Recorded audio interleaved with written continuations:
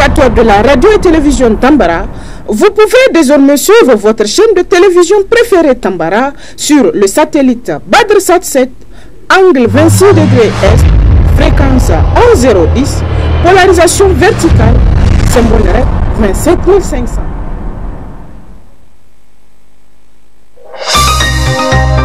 Suivez le journal avec STM Transport Voyageurs. Une nouvelle façon de voyager.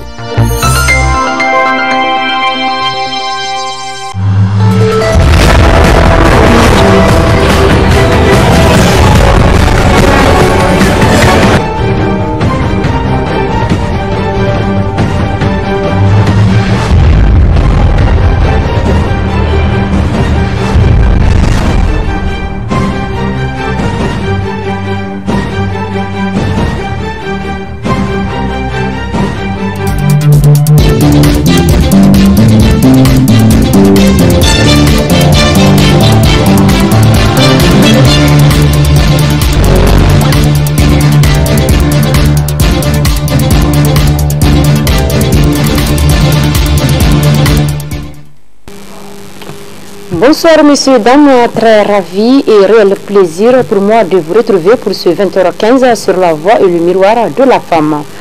C'est officiel, les forces unies pour l'Alliance des États du Sahel qui ont désormais un bureau provisoire. La mise en place en présence du conseiller spécial du président de la République et d'une représentante de la loi s'est fait ce 24 août 2025 à la ville de Niamey. Reportage. L'hôtel de ville de Niamey a accueilli ce 24 août 2025 une assemblée générale élective pour la mise en place du bureau provisoire des forces unies pour l'Alliance des États du Sahel, AES. Cette réunion importante a vu la participation d'une représentante de loi et du conseiller spécial du président de la République, le général d'armée Abdourahmane Tchani. Avant la mise en place du nouveau bureau, le comité d'organisation a procédé à la lecture de la charte de l'association. Cette étape importante a permis aux participants de se familiariser avec les principes et les objectifs de l'AES. Il est recommandé aux membres de l'association une conduite responsable et un respect strict des textes qui la régissent. Cependant, les contrevenants seront passibles des sanctions suivantes selon le degré de la faute. Avertissement écrit. Par suite de 3 absences consécutives injustifiées aux réunions ou en cas de cumul de 12 années d'arriérés de cotisation. Blâme pour récidive aux fautes ayant occasionné l'avertissement. Exclusion. Elle est prononcée par l'Assemblée générale sur proposition du Bureau exécutif national à l'encontre d'un membre ayant récidivé aux fautes pour lesquelles le blâme est infligé. Toutefois, il est reconnu aux membres incriminés le droit de constituer et de présenter tous ces éléments de défense avant que l'Assemblée générale ne se prononce. La décision définitive est votée à l'Assemblée générale par les membres présents ou représentés à la majorité simple. En cas d'égalité de voix, celle du coordinateur est prépondérante. Après la lecture de la charte, les participants ont procédé à l'élection du tout nouveau bureau provisoire. Les élections se sont déroulées dans un climat de transparence et de démocratie permettant aux membres de choisir leurs représentants pour la période à venir. Une fois les élections terminées, le nouveau bureau provisoire a été présenté aux participants. Les membres du bureau ont été félicités pour leur élection et ont exprimé leur engagement à travailler pour la réalisation des objectifs de l'Alliance des États du Sahel. La cérémonie s'est terminée par une photo de famille qui a permis aux participants d'immortaliser ce moment important. La photo a réuni les membres du bureau provisoire, les participants et les invités de marque. L'Assemblée générale élective des forces unies pour l'Alliance des États du Sahel, AES, a été un succès. Le nouveau bureau provisoire est désormais en place et prêt à travailler pour la réalisation des objectifs de l'Alliance des États du Sahel. Cette initiative est un pas important vers la consolidation de l'Alliance et la promotion de la coopération entre les États membres. Dans le cadre du renforcement de la cohésion sociale entre Nigériens autour du sport, un TGV Maracana est organisé réunissant les quartiers d'Angao, Bani, Fondou, Wadata pour ne citer que cela. À cet effet, nous vous proposons de suivre un de ses organisateurs.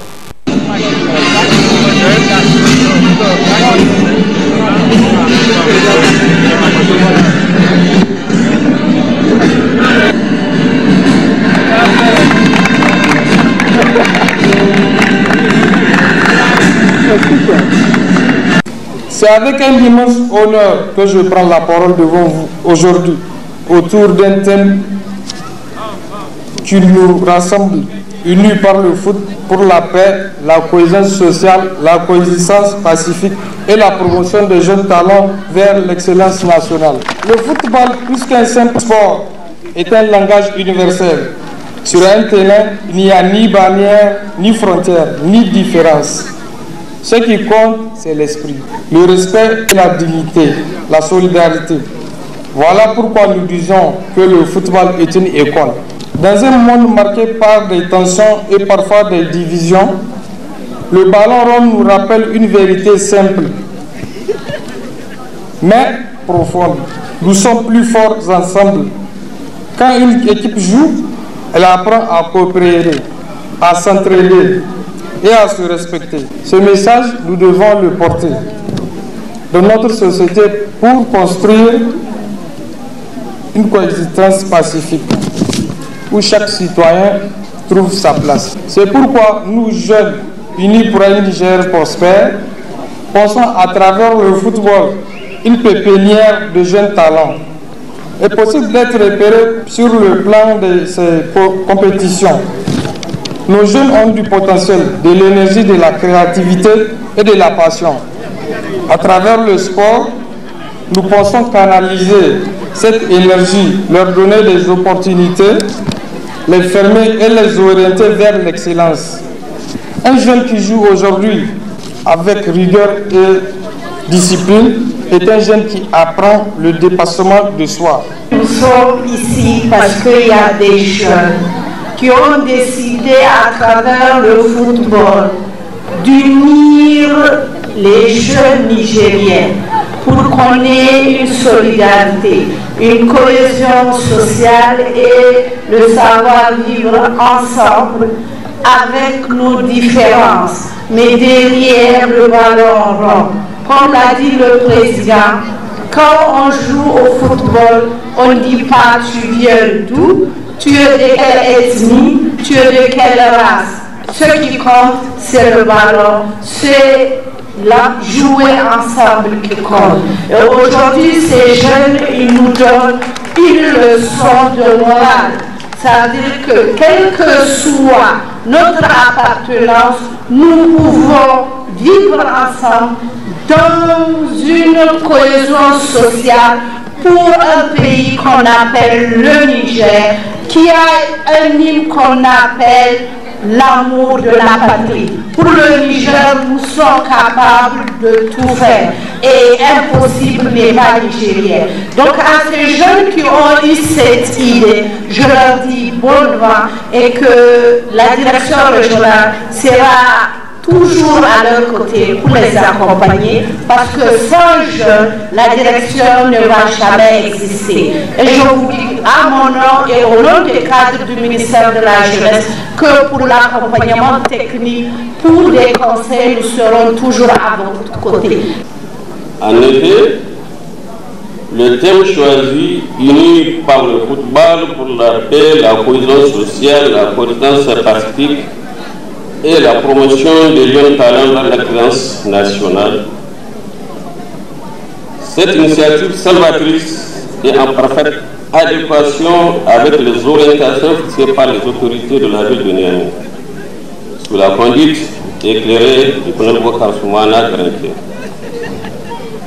En tant qu'autorité communale, nous sommes heureux et enthousiastes à l'idée de votre engagement et nous ne cessons de vous encourager et à vous accompagner pour que cette action noble soit une pérennité à travers votre Maracana, couplée à des activités comme le curage des caniveaux, le formatage des nids de poules, etc., etc.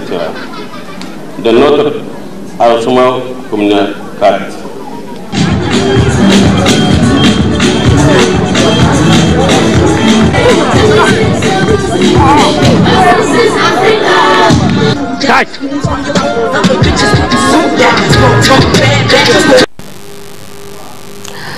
Autre aspect dans ce journal, Niger Agaji, c'est le nom de cette formation islamique qui a réussi à réunir un somme d'argent au profit du Fonds de solidarité pour la sauvegarde de la patrie, FSSP, ce 25 août 2025. Un moment propice pour la présidente du Fonds de solidarité d'expliquer le fonctionnement de ce fonds. Suivez plutôt. La structure islamique Niger Agaji est composée de jeunes garçons et filles à organiser une cérémonie de remise de contribution au Fonds de solidarité pour la sauvegarde de la patrie. Cette initiative est un exemple de l'engagement des jeunes Nigériens pour soutenir les efforts du pays dans les moments difficiles. La structure islamique Agaji a réussi à réunir la pocket somme impressionnante de 480 000 francs CFA qui sera utilisée pour soutenir les initiatives du Fonds de solidarité pour la sauvegarde de la patrie. Cette contribution est un témoignage de la générosité et de la solidarité des membres de la structure. La cérémonie de remise a été marquée par la présence de plusieurs personnalités, dont entre autres la présidente du Fonds de solidarité pour la sauvegarde de la patrie, le vice-président et le cheikh qui a tenu à remercier les membres de la structure pour leur contribution et à souligner l'importance de la solidarité dans les moments difficiles. C'est une journée exceptionnelle parce que ça marque le premier jour du mois de Rabi'l Awwal, qui est le mois de naissance du prophète Mohammed sallallahu alayhi wa sallam. C'est au 11e jour de ce mois béni que le prophète, le messager d'Allah, est venu dans ce monde. C'est le jour de son Maulud. Donc cette journée est partout célébrée à travers le monde et au Niger aussi. Donc c'est cette journée que nous avons, que la jeunesse engagée que vous voyez a choisi pour apporter une contribution modeste à la patrie à travers le fonds de solidarité pour la souveraineté. Donc ce fonds c'est quelque chose qui tient beaucoup à cœur à cette jeunesse qui a décidé de faire ce premier pas, mais il y en aura d'autres, Inch'Allah. La jeunesse engagée, c'est une jeunesse laborieuse, une jeunesse patriotique, une jeunesse qui a fait ses preuves à toutes les occasions historiques de ce pays. Donc c'est une jeunesse pacifique, une jeunesse vraiment solidaire, une jeunesse qui aspire à travailler pour ce pays, et que, peu importe le domaine. Donc la rencontre avec le FSSP, avec la présidente du fonds, qui a donné d'amples explications et qui a donné vraiment l'impulsion morale qu'il faut à cette jeunesse pour qu'elle puisse rester toujours aux côtés de la patrie, pour qu'elle puisse vraiment s'engager dans des projets structurants, dans des projets qui permettent à ce pays et à la jeunesse d'avancer.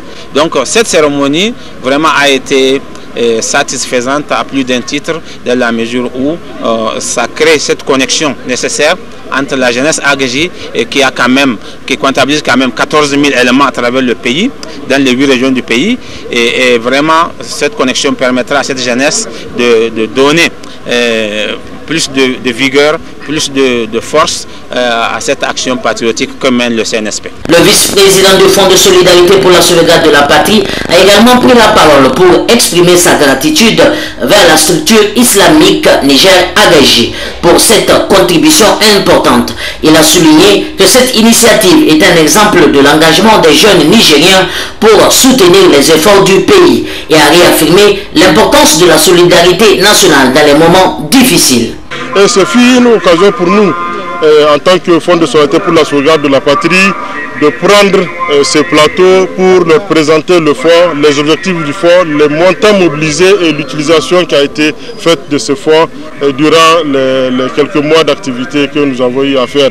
Et ce fut aussi une opportunité pour nous d'échanger avec les leaders religieux qui sont là avec nous pour voir comment ensemble nous pouvons travailler ensemble pour aller dans le développement de notre pays. Parce que vous avez vu, c'est une jeunesse vaillante qui constitue aujourd'hui les AGJ du Niger. Ce n'est pas seulement à Niamey, c'est à travers les 8 régions du Niger qui sont représentées. Et on pense bien que si on travaille ensemble, comme l'a demandé le chef de l'État, son Excellence le Président de la République, le général Daniel Abdraman Tchani, qu'on travaille ensemble les fils et les filles du Niger pour bâtir ce pays. Et cette jeunesse, cette communauté, je pense bien qu'on a beaucoup de choses à faire ensemble en commun. La contribution de la structure islamique Niger Agaji au Fonds de solidarité pour la sauvegarde de la patrie est un exemple de l'engagement des jeunes Nigériens pour soutenir les efforts du pays. Cette initiative est un témoignage de la solidarité et de la générosité des membres de la structure et contribuera à soutenir les initiatives du Fonds de solidarité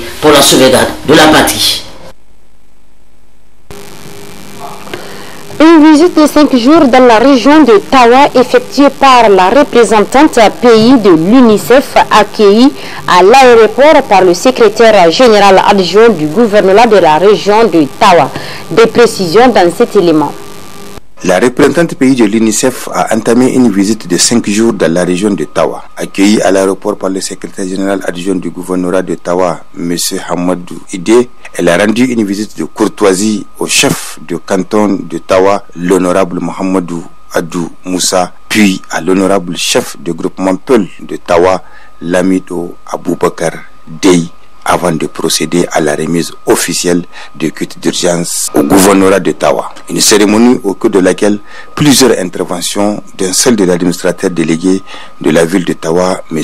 Sahabi Moussa, et de la représentante pays de l'UNICEF au Niger, Mme Djenabou Mahodé, qui a souligné l'importance de la coopération entre l'UNICEF et l'État du Niger avant de rappeler que l'UNICEF n'est pas à sa première donation dans la région de Tawa et est prête à répondre aux sollicitations au moment opportun. Tout en remerciant les pays donateurs pour ce geste humanitaire envers les enfants et les femmes du Niger.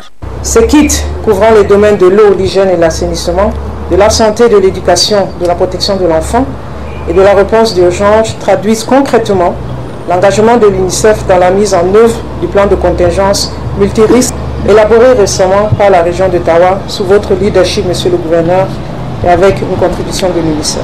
Nous saluons la disponibilité de ce plan qui est le fruit d'une collaboration étroite avec les autorités régionales et aussi entre les services techniques et les partenaires humanitaires qui vise à anticiper et à répondre efficacement aux principales crises que vous avez identifiées, à savoir les inondations saisonnières qui affectent chaque année des milliers de familles, l'insécurité et les déplacements de population qui engendrent aussi des besoins humanitaires, les risques épidémiques et d'épizootomie qui menacent la santé publique et la sécurité alimentaire et qui affectent nos populations et surtout les femmes et les enfants.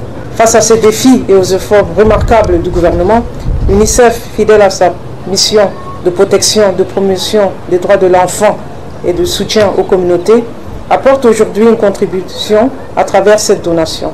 Ces kits contribueront à assurer un accès à l'eau potable et à l'hygiène dans les zones sinistrées, soutenir les structures de santé dans la prise en charge des urgences, garantir la continuité de l'éducation pour les enfants déplacés ou affectés par les crises et renforcer les mécanismes de protection de l'enfant dans les différents contextes.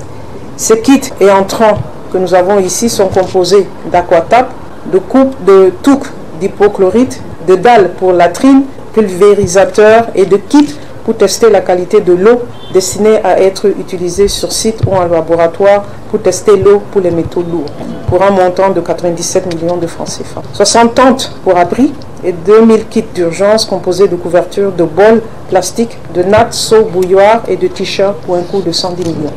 De 16 000 kits scolaires, y compris des tables bancs pour les élèves pour une valeur de 100 millions de francs CFA. De 200 kits de protection de l'enfant pour un montant de 87 millions et enfin des solutés, médicaments et matériels médicaux pour un coût de 30 millions.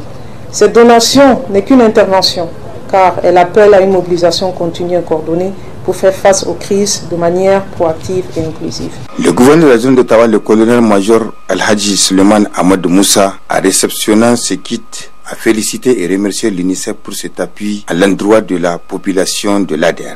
Il a aussi transmis les salutations des plus hautes autorités du pays à cet organisme, aux chefs traditionnels, aux leaders religieux qui ne cessent d'accompagner les enfants et les femmes dans leur épanouissement, avant de déclarer officiellement reçu ce kit d'urgence et procéder directement à la remise de ces derniers aux bénéficiaires. Notez qu'une photo de famille a sanctionné la cérémonie avant de procéder au tour du magasin où les kits sont stockés.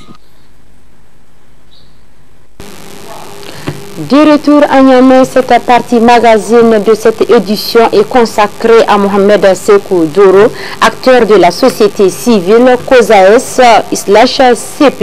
Nous donne son point de vue sur les infrastructures à Niamey, les nouvelles mesures entreprises par l'administrateur délégué concernant les stationnements anarchiques et le problème du ministère de la Justice et les magistrats. Excellente suite des programmes sur la radio-télévision Tambra. Bonne réception. Avant l'arrivée du CNSP au pouvoir, tout le monde le sait. Il y a beaucoup de problèmes sur le plan infrastructure. C'est vrai. Avant l'arrivée du CNSP au pouvoir, il faut le dire, il y a des routes dans la ville de Niamey qui ne sont pas praticables. Il y a des chaussées qui n'ont pas été bien exécutées. Actuellement, avec l'arrivée du CNSP au pouvoir, toute la ville de Niamey est en chantier. Il suffit de prendre la route Niamey-Balayara pour vous en rendre compte. Tout récemment, il y a la voie qui relie Niamey à Dosso. Juste à quelques kilomètres du péage, avant le péage, vous allez voir des infrastructures qui ont été réalisées dans ce cadre-là pour permettre vraiment que la circulation routière se fasse correctement. Le chef-d'œuvre qui a été réalisé, tout le monde sait que c'est un chef-d'œuvre de haut niveau qui a demandé beaucoup d'investissement. Actuellement, partout où vous allez dans la ville de Niamey, vous allez vous rendre compte qu'il y a un chantier qui est là. En quittant Lazare pour aller au rond-point francophonie, avant l'arrivée du CNSP au pouvoir, tout le monde savait qu'en la période d'hivernage, c'était une voie pratiquement impraticable. Vous avez de l'eau sur la voie, les riverains ne savaient pas comment faire. Aujourd'hui, tout est en chantier et c'est pratiquement terminé. Nous ne pouvons que remercier le CNSP pour tout ce qu'ils sont en train de faire sur le plan infrastructure. Franchement dit, nous leur disons bravo et nous les encourageons à continuer et à persévérer dans ce sens. Parce que la ville de Niamey, c'est la vitrine du Niger. Une ville doit être propre. C'est vrai, les gens se plaignent du fait qu'on est en train de démolir certains kiosques un peu partout dans la ville de Niamey.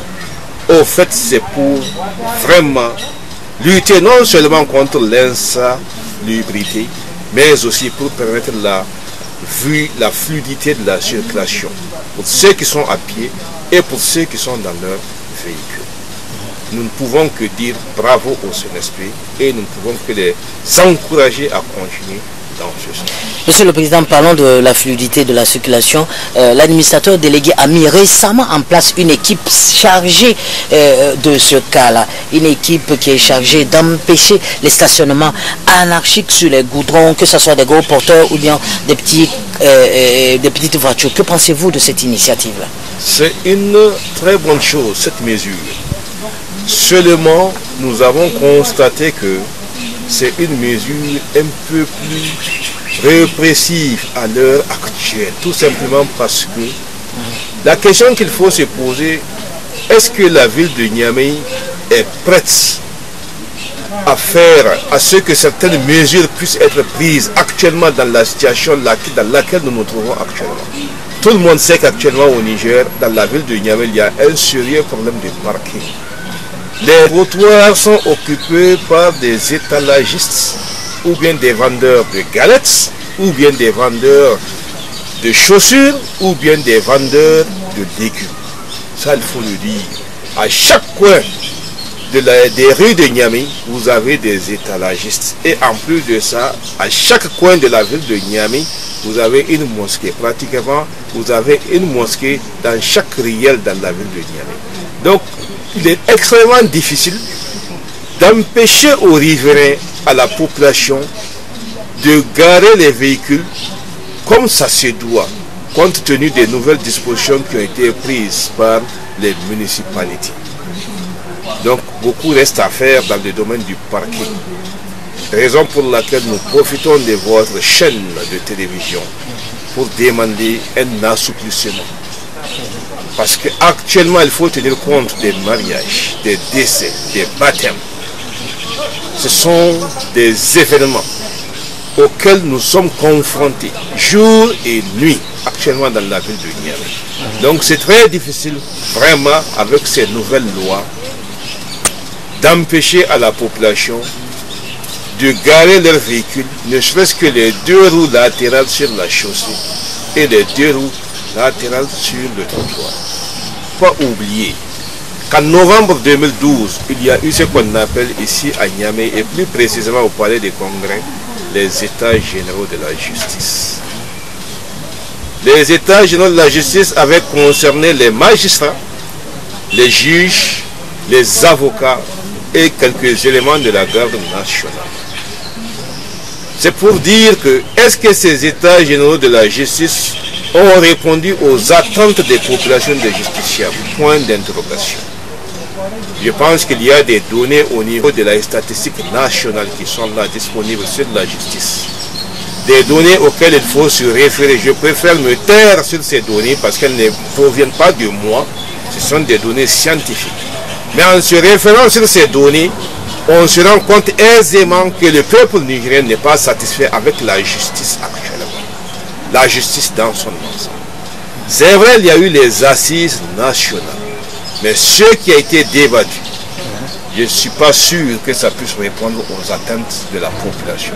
Raison pour laquelle nous pensons qu'il serait nécessaire à l'avenir de penser à convoquer ce qu'on appelle les États généraux de la justice.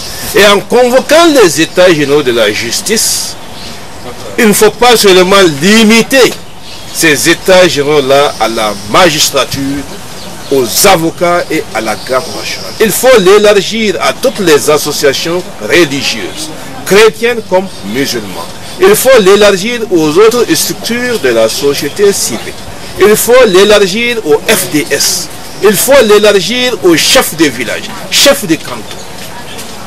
Pour que les décisions qui seront issues des États généraux de la justice, pour que ces décisions-là soient respectées.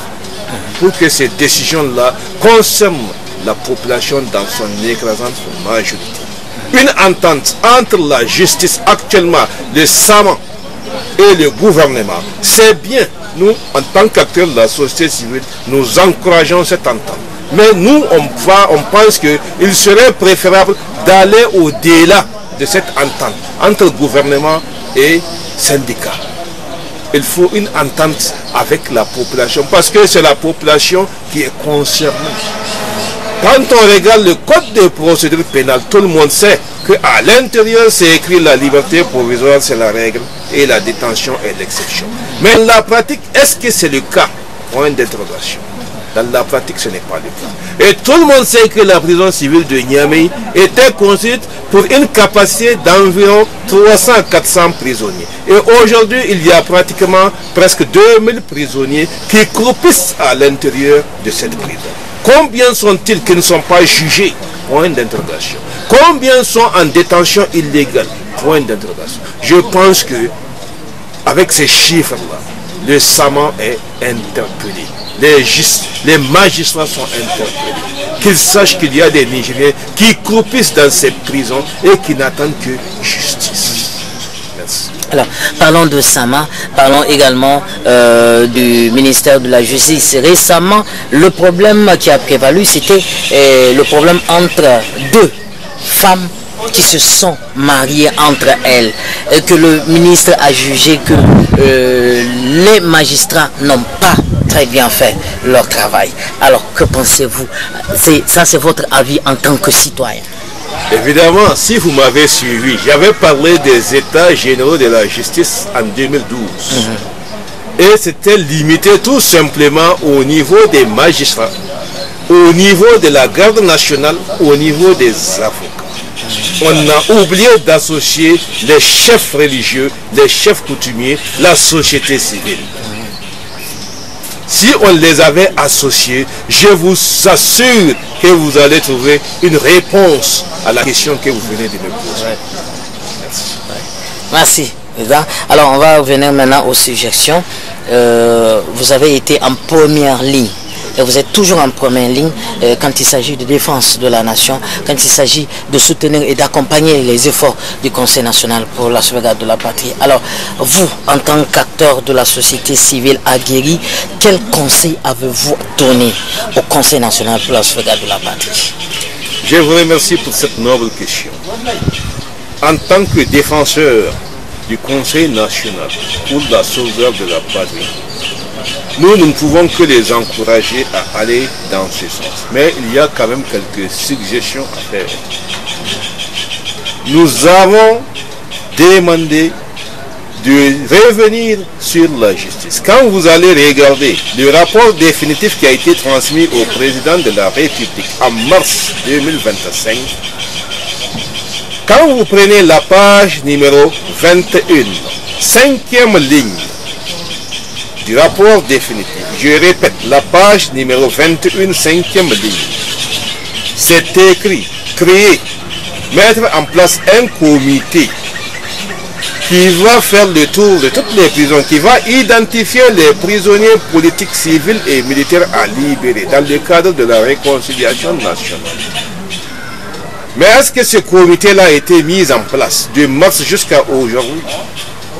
Je ne pense pas que ce comité-là soit mis en place. Si ce comité-là avait été mis en place, ça allait beaucoup aider le CNSP. Deuxièmement, ce que nous demandons au CNSP, nous revenons toujours sur la justice. Nous souhaitons qu'il y ait beaucoup plus de justice, beaucoup plus d'équité. Ce qu'ils sont en train de faire, c'est bien, mais nous leur demandons de faire encore un peu plus au niveau de la justice sociale. C'est très important de le souligner.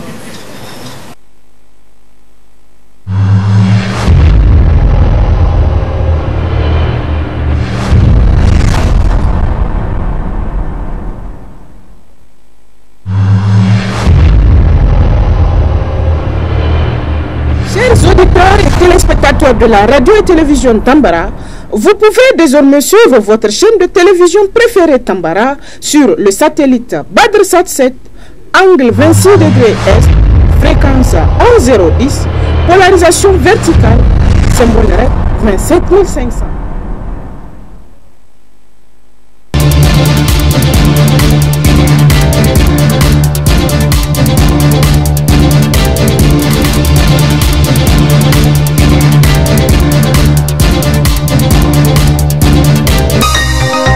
Ce journal vous a été présenté par STM Transport Voyageurs.